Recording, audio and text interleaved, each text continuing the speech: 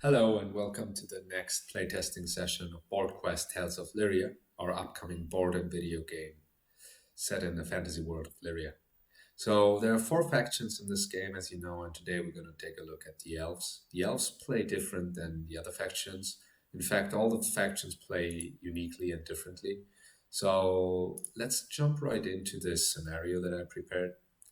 Basically, a scenario where I'm playing against Gregor, the human hero, and against Bilar, the York hero, united against me. So Boardquest allows you to play different modes. You can play free for all, you can play against teams, you can play two versus two.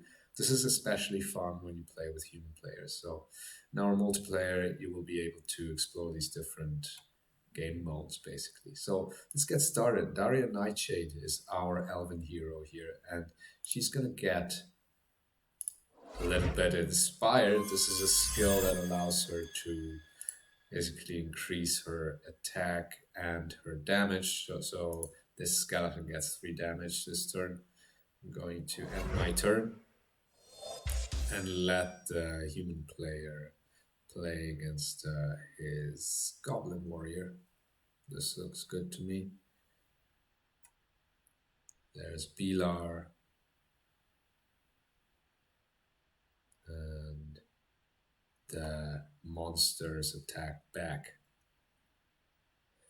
Beware that if you're standing on your fort, you get a defense bonus of +2. So it might be smart to stay there.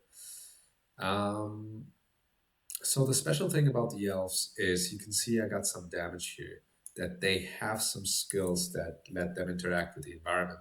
I can hide or I can cocoon myself, I can heal myself, and have this skill here that only works in the forest, and the stealth only works in the mountains and the forest. And let's see, I can't really move into a forest with Daria right now. I could move here, but then I would be under attack by 2 parties. So I might just take my chances here with this skeleton warrior this turn and hope that I don't get hit again. Gregor, on the other hand, he boosts his attack with rage and attacks the goblin, so he's doing pretty well.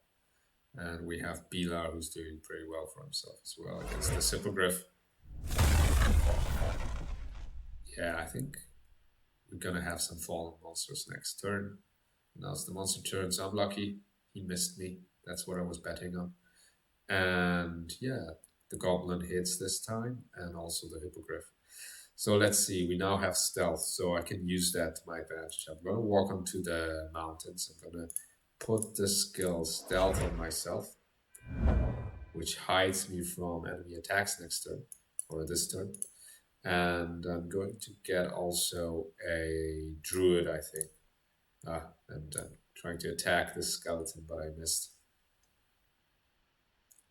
So we see Gregor attacking the goblin here another time, and we see Bilar actually, he looks a bit hurt, so he might want to heal himself with one of his healing skills.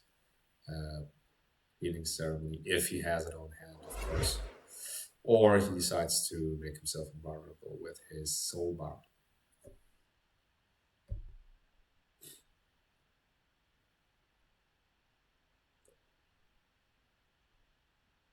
So we have the opportunity now to finish that skeleton warrior, but I want to basically increase my druid's attack. Got an amulet as a reward. And I'm going to heal my hero in the forest. So I'm going to walk here. And oh no, I don't have enough mana, so I have to wait for next turn. So level 2 now, so things are a bit easier. Let's see, so there's another soulbound because he's hurt. Let's see if he has. Yeah, he waits for that healing ceremony. I think he needs to draw that card from his deck. And I think the probability rises. So next turn he's probably going to draw it. So let me see. Now I have enough mana. So after I cast Cocoon, I can't move. So I have to really think. about what I want to do before casting it. As I don't see I can do much without leaving the forest, I'm going to just cocoon myself here. And I'm going to move with my druid as well. And I think I'm going to recruit a huntress to attack that goblin here. Well, let's see how that's going to work out. We have Gregor on the other hand, and he's attacking the goblin. So he finally killed him as well, so he's level 2. Picked up some wooden shield.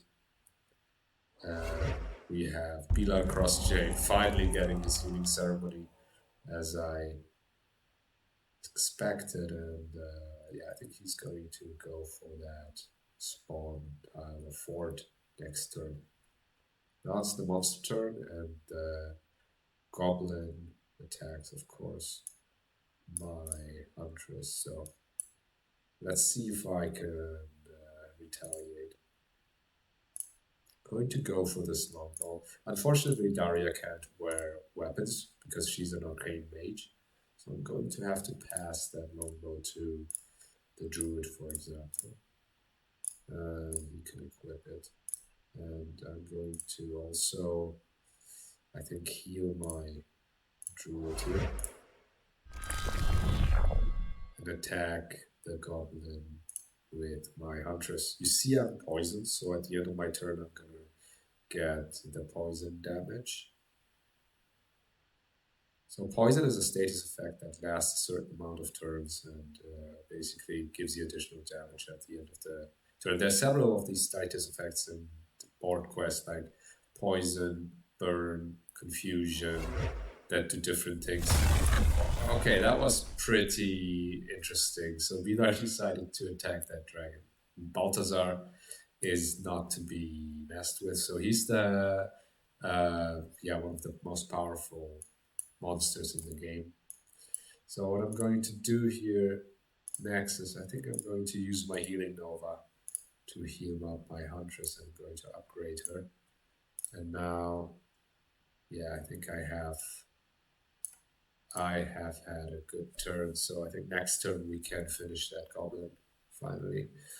And there's some units like this mounted knight that have certain moving limitations. They can only walk in a straight line. So yeah, there's different kind of effects and different kind of abilities units can have. Mostly they're passive abilities. There's healers that are an exception to that. Okay, let's take a look. So since I'm level 2, I leveled up, basically I got to draw my advanced skills, and the Force of Nature is one of those. Now let me cast that. Force of Nature is a kind of area of effect healing skill, and it also gives me additional damage, so that comes in handy when I'm trying to finish that goblin. And yeah, I did, and I got some items for that, and which I'm going to pass. The fire axe I'm going to pass to my huntress, and the spear I'm going to sell. You can sell items and buy them basically in the shop. So if your opponent sells items, you can as well buy them in the shop, basically. So I'm going to end this turn here. And let's see what Gregor does, and let's also see what Pilar does here. So they're going to move closer to that scorpion. Maybe they will hunt it together. So Pilar and Gregor in this game are playing as allies. They might cooperate, basically. Let's see. So I have this uncommon monster here, but I think I'm going to conquer some of those forts. And I might get into the upgrade, I might get into the area of aggro of this turtle. He's going to attack me next turn, but that's fine. I can heal up, I guess. So Gregor is now, I think, preparing to attack that scorpion, which is also an uncommon monster. So we're on similar trajectories here. And the computer will do something similar. Yeah, he's casting one of his boosts and will attack the Scorpion. And he seems to have a good damage output, so something to reckon with. I don't know if I'm going to have a good chance against those two guys, but let's see. So I'm also fighting these monsters. The Ice Turtle actually freezes, so that means I can't move my Elven Huntress this turn. I'm going to get this fort to increase my defense. Forts give you an increased defense bonus, basically, and I'm going to capture this fort as well. Then I'm just hoping that I can survive the next turns. I think they're gonna finish this Scorpion and go to level. Yeah, he is level 3 now, so basically he can wear all the items. He has the Ring of Eternity, which regenerates life. It's pretty powerful. And you can see how he moves closer to me and to actually get into the skirmish with me. He might have made a mistake here closing towards Balthazar, because Balthazar the dragon is pretty powerful and he will, yeah, he will basically attack him. Okay, we both have the same problem. I'm fighting with this, I'm losing to this turtle and he's losing to a dragon, I think. Yeah, let's see if I can help myself here a bit. So I'm going to move closer. And I think unfortunately I'm going to lose that unit. But before I might, yeah. I can also discard some cards. That is also helpful. So let's see how the next turn works out. So they're constantly pushing towards me and trying to, I think, yeah, trying to attack me. And he's actually retreating now with his hero. And as he has been burned, he wants to also protect himself from the burning damage with this soul bound that he casts. So you will see that instead of Bidar, this guy will get the burning damage. Okay, I unfortunately lost my unit, which shows you should be careful with um, with uncommon monsters especially. So I think I will stop here and to keep that kind of cliffhanger of how this battle is going to work out.